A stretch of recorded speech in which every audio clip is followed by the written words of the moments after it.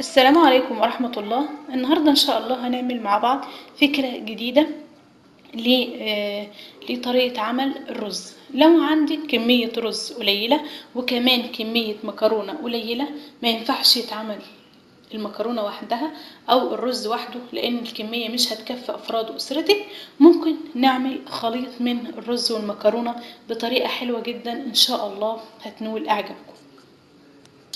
اول حاجه هحط الماده الدهنيه عندي، وبعد كده هضيف عليها المكرونه.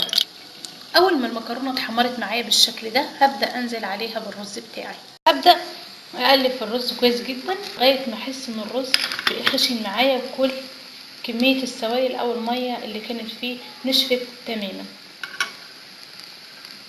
واللي بيساعد ان الرز ما يمسكش ببعضيه ويتخلص من الميه بسرعه بتاعته، ان انا بضيف كميه الملح عندي وانا بقلب فيه.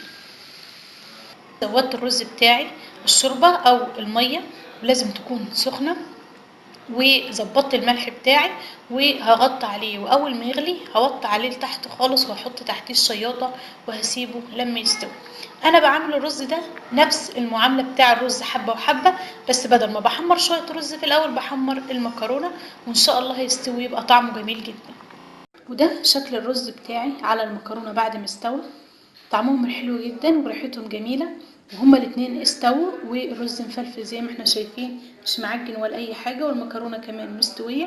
وعملنا جنبيها كمان كوسة في الصلصة باللحمة، وجنبيها شوية مخلل، وبألف هنا.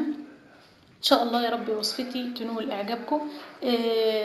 تنفع كوصفة لان احنا ندبر امورنا لو ما عندناش الكمية زي ما قلنا تكفي كمية الرز او كمية المكرونة تكفي افراد الاسرة، او ممكن نعملها من باب التغيير. وان شاء الله وصفتي تنال اعجابكم، والسلام عليكم ورحمة الله وبركاته.